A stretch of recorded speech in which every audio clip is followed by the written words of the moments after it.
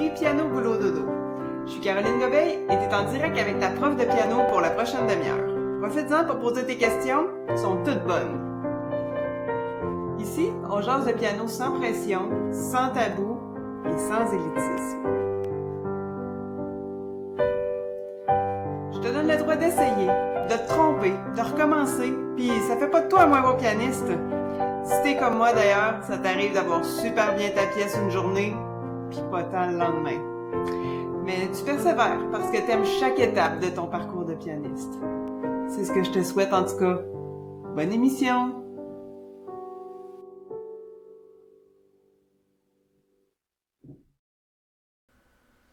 Salut les pianistes, bon midi!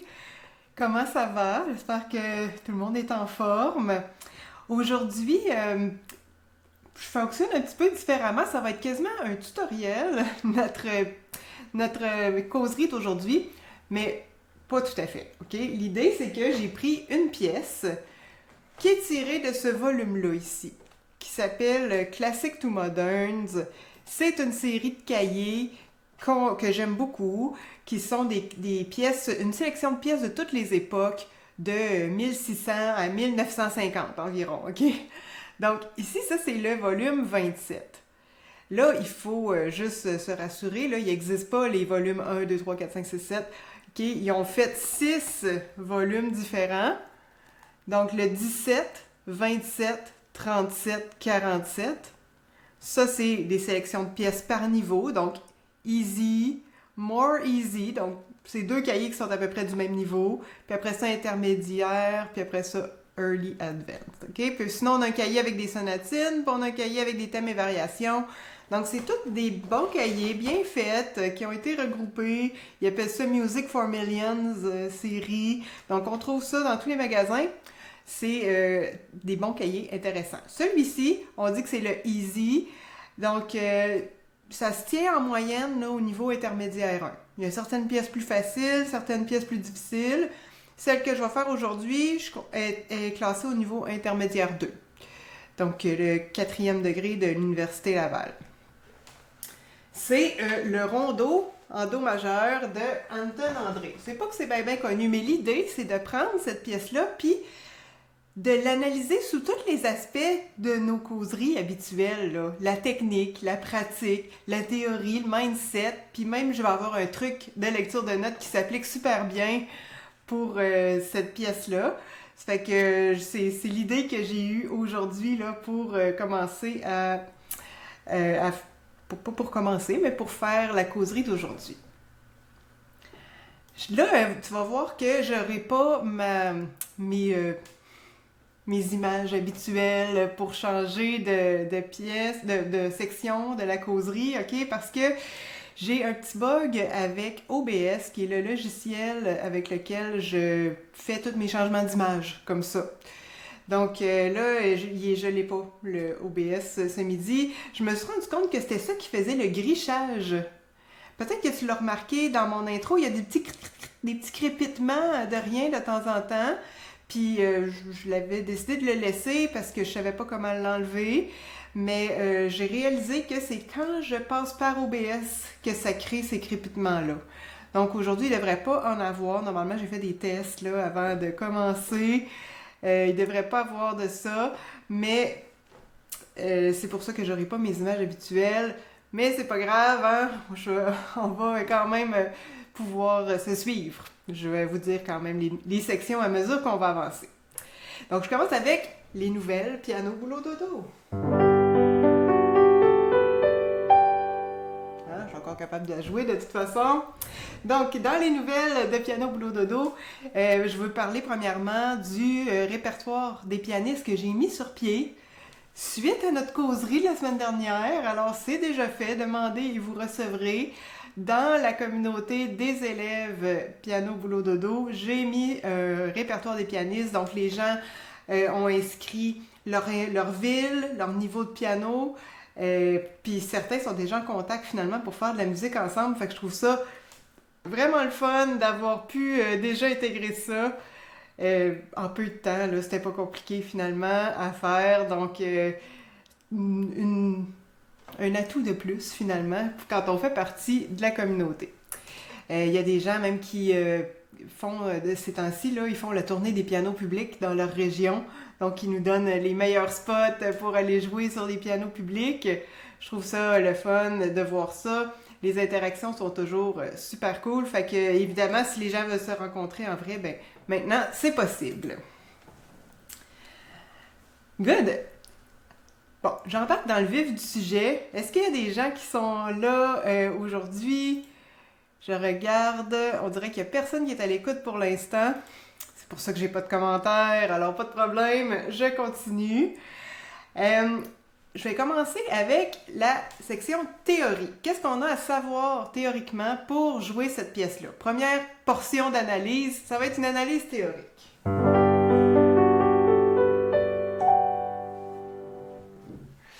Donc, pour faire ça, je te partage la partition qui est ici. Et l'élément théorique dont j'ai envie de te parler principalement aujourd'hui, c'est la mesure à 3/8. La mesure à 3/8, c'est une mesure qui nous indique qu'il y a 3 croches par mesure. Donc, le 8, le chiffre du bas, c'est le chiffre qui représente la croche. Bien, la croche, ici, pourquoi le 8, c'est le chiffre qui représente la croche? Hein? C'est parce qu'il y a 8 croches dans une ronde. On a comme pris la ronde en référence. La ronde, ce serait le chiffre 1, la blanche, le 2, la noire, le 4. Hein? 2, 4, 3, 4, 4, 4. Le chiffre du bas qui est le 4, ça représente la noire. Et le 8, bien, on est rendu à la croche. Donc, on aurait 3 croches par mesure. Ici, ça fonctionne. Hein? J'ai première croche, deuxième croche, troisième croche.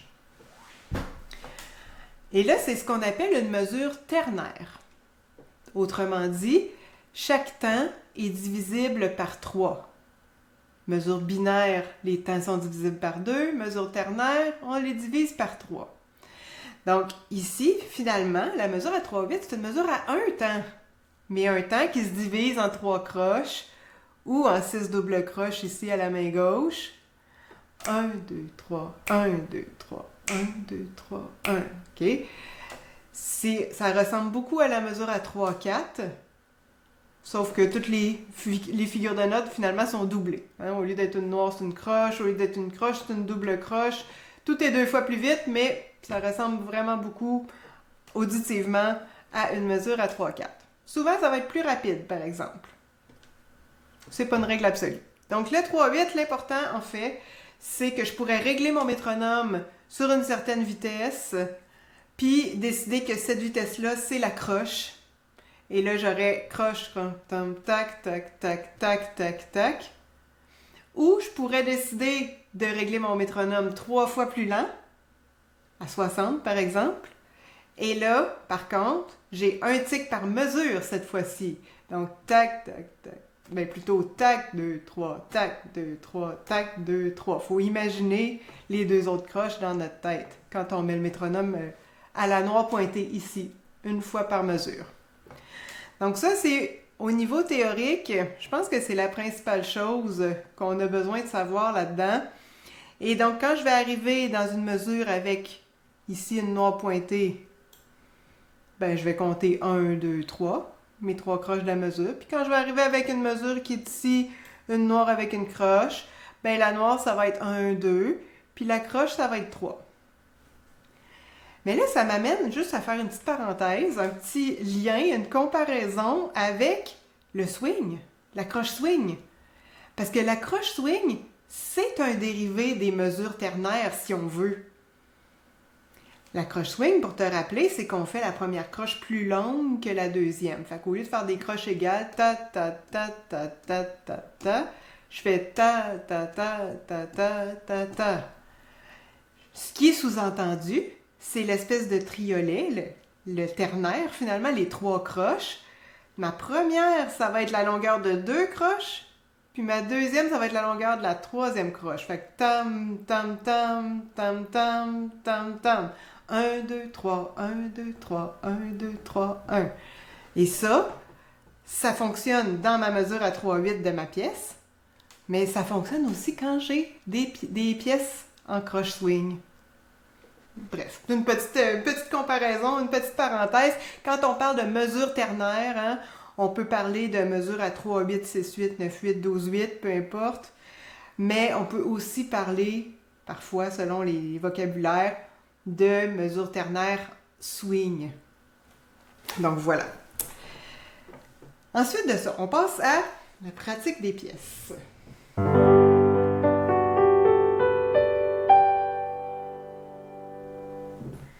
Donc, comment la pratiquer, cette pièce-là?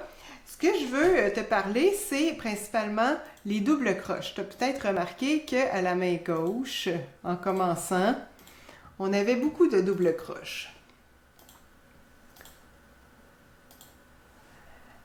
Donc, toute cette ligne-là ici, comment on va pratiquer ça? Je pense que l'idéal là-dedans, là, c'est d'utiliser une espèce de mouvement de poignée de porte. Okay? On veut alterner entre notre pouce qui est sur sol et une note qui change dans le bas. Donc, j'ai arrêté le partage juste pour montrer mieux ma main. Là. Je pense que c'est ça qui va être plus pertinent que d'avoir la partition. Mais c'est d'utiliser finalement le mouvement comme ça du poignet pour basculer entre la note plus grave puis le pouce.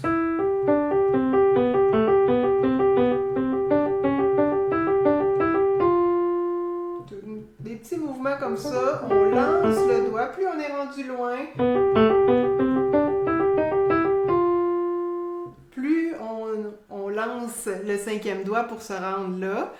Mais c'est une bonne façon, techniquement, de jouer ça. Puis plus loin, on l'a dans la main droite aussi.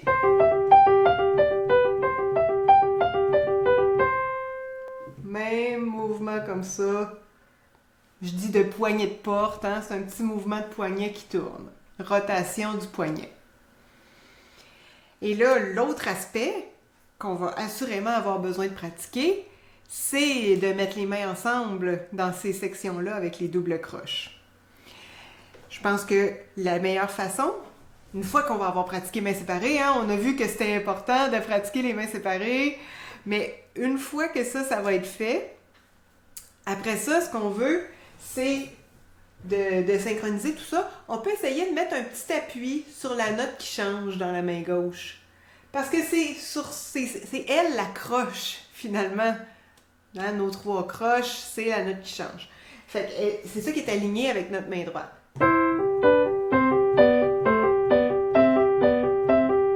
Je glisse le pouce entre chacune des notes de la main droite. Donc, je pense que pour faire ça, on a intérêt à ralentir. Là, j'ai ralenti un peu, on pourrait ralentir beaucoup.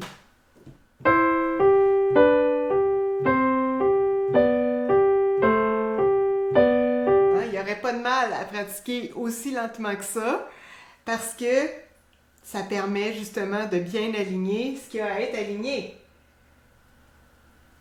Et là, c'est pas si pire encore ici, parce que dans cette section-là, comme on a vu, la gauche, elle reste en place, avec le pouce reste en place. C'est la note du bas qui va changer. Plus loin, puis là, je vais aller montrer sur la partition, juste pour qu'on suive tout le monde la même chose. Quand on arrive ici, c'est comme si on avait 2 mélodies superposées. Et ça, c'est un peu plus difficile à mettre ensemble qu'une mélodie et un accompagnement.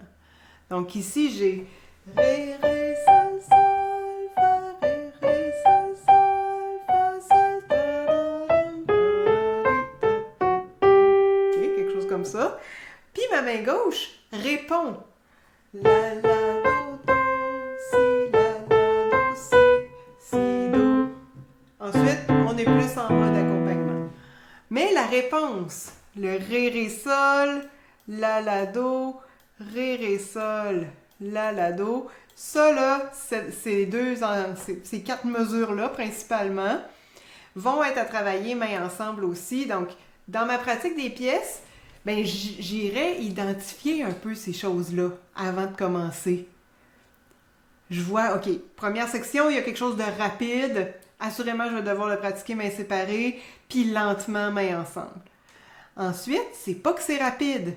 mais c'est que j'ai une main droite qui fait une mélodie, une main gauche qui fait un contre-champ, on peut dire, hein, on peut appeler ça comme ça.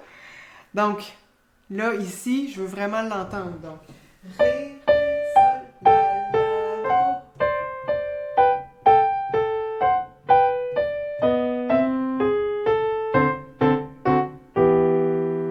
Hein, on a de quoi d'intéressant ici si on entend bien les deux voix.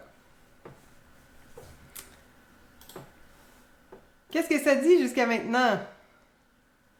Je pense qu'on a toujours personne. Hey, pas de chance ce midi de faire ma causerie toute seule. C'est pas grave, c'est pas grave. Donc, j'espère que ça va. En tout cas, je voulais donner des pistes comme ça de comment moi j'aborde une pièce, OK?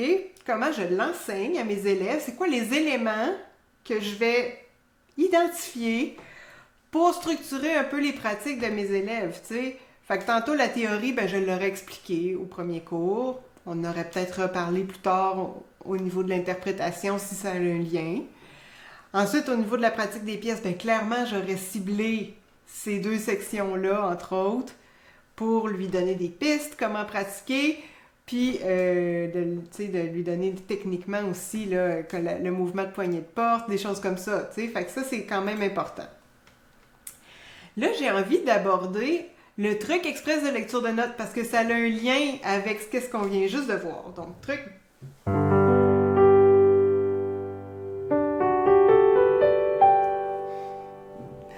Truc express de lecture de notes, c'est avec cette main gauche-là qu'on vient juste de voir en double croche. Le truc, là, c'est de ne pas lire toutes les notes. Je vais peut-être t'étonner, mais on n'est pas obligé de lire toutes les notes une à une quand on fait de la musique. Bon, évidemment, ça prend un certain degré d'habitude, OK? Mais tantôt, là, on avait une note qui se répétait tout le temps. Ce fameux sol de la main droite. De la main, j'ai dit droite. Ce fameux sol-là, ici, de la main gauche, là. Donc, une fois qu'on a vu que c'était sol 1, 2, 3, 4, 5, 6, 7, 8, 9, 10, 11, 12, 13, 14, 15 fois, ben maintenant, je peux en faire abstraction de la lecture de cette note-là. Je la lirai plus. Je l'ai lu la première fois. Ce que je vais lire, ben ça va être mi, ré, do, si, la, si, do, ré. Hein? C'est ça que je vais lire. Oui, on fait souvent ça. On finit par grouper des informations. Comme ici, je groupe toutes les notes du pouce. Et après, on en fait abstraction. Je n'ai plus besoin de la lire. Je lis le reste. Et là, je peux le lire de la façon que je veux. Je peux me servir, évidemment, juste du nom de la note qui vient rapidement. Je peux aussi me dire descends de 1, monte de 1, etc. Je peux y aller par intervalle, une seconde plus haut, plus bas. Hein? Tout ça, c'est super. Mais mon truc express, c'est retiens qu'une fois que tu as groupé des informations, tu n'es plus obligé de lire toutes les notes. Et ça allège beaucoup ta lecture. Good. Maintenant, avant-dernière section de la journée, le côté mindset.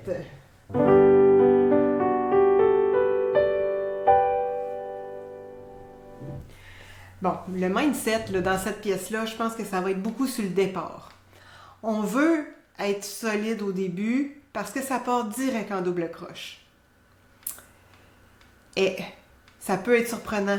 Quand on commence une pièce qui commence rapide, comme ça, il faut être prêt mentalement.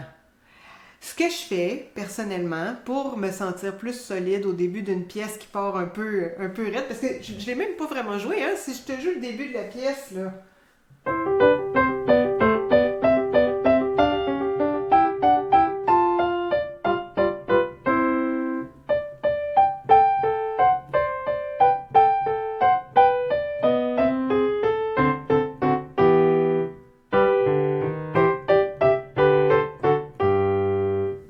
De ça, cette pièce-là. C'est une petite pièce classique, mais déjà de commencer avec le... Et on est doux au début et on fait un crescendo juste jusqu'où j'ai joué. Donc, ça là, comment je procéderais moi pour être sûre d'être confiante et solide en ce début de pièce-là? Ben, je l'ai souvent dit, hein, le début puis la fin de la pièce, c'est ça le plus important. Vraiment, là, je me préparerais en me chantant le début de la pièce. Donc, j'aurais déjà mon tempo en tête, par exemple, mes 3 croches. Tac, tac, tac, tac, tac, tac, tac, tac, tac. OK, je sais que ça va être ça ma pulsation. La main gauche, doudi, doudi, doudi, doudi, doudi, doudi. On le chante un peu comme on peut, là. Je sais que c'est rapide. Fait que ça, je me l'aurais déjà chanté dans ma tête. Puis, même ce que j'aurais pratiqué avant, c'est le départ. Je veux pas bégayer. Hein? Je veux que ça commence, puis que j'embarque, je continue. Donc, je pratique que mon départ. OK, première mesure, jusqu'au premier temps de la deuxième mesure, par exemple. Et ça, tu peux appliquer ça dans n'importe quelle de tes pièces, là. Le départ, c'est super important, puis on ne veut pas être obligé de le recommencer. Donc, de pratiquer la première mesure, c'est toujours une bonne idée. Juste la première mesure. Comment qu'on se sent, comment qu'on se lance, qu'est-ce qui a marché, qu'est-ce qui n'a pas marché, y a-t-il un doigt qui était trop faible, est-ce que mes doigts étaient glissants? Là, ça, c'est à force de le pratiquer qu'on va se rendre compte des petites choses qui peuvent arriver, puis de décider comment on peut les régler aussi. Avoir les mains moites, des fois, on s'en rend pas toujours compte avant de commencer. Puis là, c'est en jouant que ça glisse plus qu'on pensait. Là, on est obligé d'arrêter, s'essuyer un peu les mains. Je te crois pas si tu me dis que ça t'est jamais arrivé, OK? Je pense que ça arrive à tout le monde, évidemment. Donc, tu sais, on se prépare mentalement à notre début en pratiquant que le début, que la première mesure, en se chantant déjà aussi à l'avance le tempo qu'on veut prendre, les premières notes, en allant peut-être même se placer sur le piano avant, sans rien jouer. C'est une autre préparation mentale. Donc, niveau mindset, là, tout ça, c'est des bonnes idées. Et je termine avec l'aspect technique de cette pièce-là.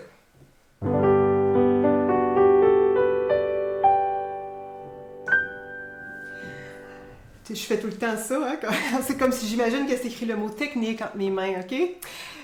Embarque dans mon trip, s'il te plaît. Au niveau technique, le plus important dans cette pièce-là, c'est toutes les articulations. Si je joue, ça n'a pas du tout le même impact que si je fais...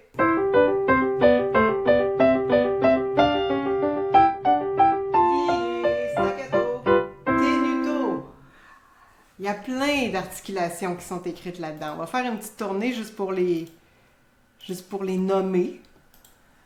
Je présume que tu connais déjà le nom de tes articulations, mais peut-être qu'il y en a à découvrir encore, on ne sait pas trop. Alors, la première, c'est le point qui est ici, le staccato.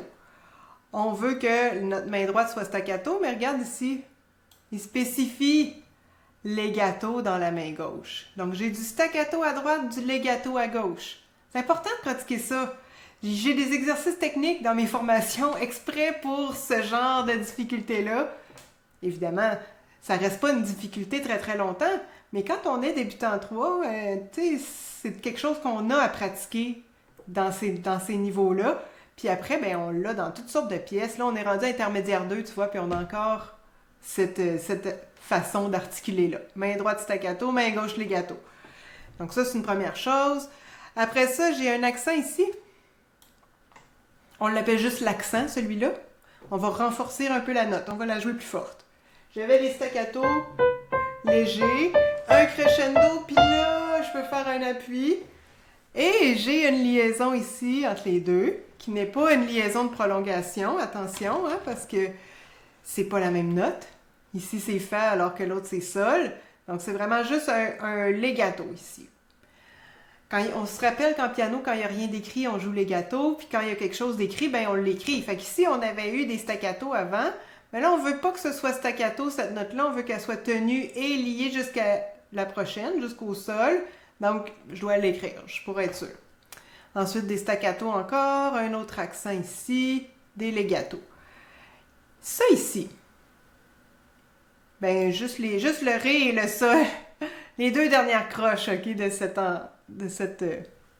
ce rond-là, de cette mesure-là. Ça, c'est quoi, cette articulation-là? Ça s'appelle un coulé. Entre le ré puis le sol, je veux que ce soit lié, mais le sol est staccato. Et ça, le coulé, c'est une articulation précise qu'on a beaucoup dans cette pièce-là, qu'on peut pratiquer dans différents exercices techniques à part de notre pièce. Et l'idée, c'est de faire... Ici, c'est Ré-Sol. Ré-Sol. Je plonge dans la première note. C'est legato jusqu'au sol, mais le sol, mon poignet relève, là. Il est léger, le sol. C'est un staccato. Donc, le coulé, c'est ça, c'est une combinaison du legato puis du staccato. La première note est liée à la deuxième, mais la deuxième est légère puis est plus courte. Donc, des coulées, on en a beaucoup. Le dernier type d'accent qu'on a là-dedans, puis là, un peu, je vais le retrouver. Il est ici, un petit peu plus bas. La ligne, le trait sur une note. Celui-là, on l'appelle le tenuto. Tenuto pour dire de tenir la note à sa pleine longueur. Donc, ici, c'est une noire, elle va durer 2 croches. Deux temps de métronome, finalement, dans cette mesure-là. Si je l'ai mis, mon métronome à la croche. Sinon, si j'ai mis mon métronome à la noire, j'imagine les 3 croches dans ma tête pour tenir la noire à sa pleine longueur et faire le silence quand même après, en 3e temps. Donc, des tenuto ici, c'est juste pour pas qu'on ait le réflexe de rester en staccato, là. Il y a eu plein de staccato juste avant, puis il aurait pu ne rien écrire, pas mettre le tenuto, puis juste mettre une noire. Mais ça aurait pu engendrer... Tu sais, là, le fait de mettre le tenuto, ça nous rappelle vraiment que, OK, oui, c'est une autre articulation. Donc, au niveau technique, travailler les articulations dans une pièce comme celle-là, c'est super important. Évidemment, ça ne s'applique pas nécessairement à toutes les pièces, malgré que... Parce que je dis ça parce que j'ai en tête des pièces qui sont beaucoup legato. Hein? Comme on sait, là, comme j'ai dit tantôt, au piano, s'il n'y a rien d'autre, on joue legato, ben tu sais, il y a beaucoup de pièces qui sont pratiquement juste legato. Donc, c'est sûr qu'à ces pièces-là, ça ne s'applique pas. Mais il reste qu'ils vont sûrement avoir un coulé quelque part, un phrasé, une respiration quelque part, va quand même falloir garder ça en tête. Puis là, ben, quand il y en a d'écrits, comme dans les pièces classiques, puis modernes, il y a beaucoup d'articulations qui sont écrites dans ces époques-là. C'est ça, il faut les connaître, il faut les intégrer. Ben, ce que ça fait quand on les intègre pas, c'est que ça rend la pièce plus uniforme. Puis je vais même aller jusqu'à dire plus plate. OK? Donc, moins intéressante à écouter. Mais, si je veux rendre ma pièce encore plus intéressante, je peux rajouter toutes ces articulations-là, et là, il y a de la couleur, il y a du pétillant qui s'ajoute, et ça devient encore plus intéressant à écouter. Donc voilà, ça conclut ma causerie, la dernière causerie avant l'été. Donc je vais prendre une pause pendant l'été, une pause de contenu, comment je dirais ça, des contenus plus longs. Tu sais, je vais prendre une pause. Je vais quand même avoir des shorts, je vais quand même avoir quelques vidéos sur les réseaux sociaux. Mais, tu sais, je veux garder une certaine présence. Mon infolettre, je vais rester présente dans mon infolettre. Mais pour ce qui est de tout ce qui est podcast causerie direct, ben ça va reprendre à la fin août, début septembre. Donc, je me prépare à ça à partir du début août. Je prépare ma rentrée. Donc, ça va revenir dans ces eaux-là. Donc, je te tiens au courant sur Facebook, sur YouTube, sur mes différents réseaux. Merci beaucoup d'avoir suivi les causeries depuis le mois de janvier. C'était une première expérience pour moi, le direct, et j'ai trouvé ça super le fun de parler avec tout le monde qui était là. Donc, ce n'est que partie remise. Bon été tout le monde et bon piano!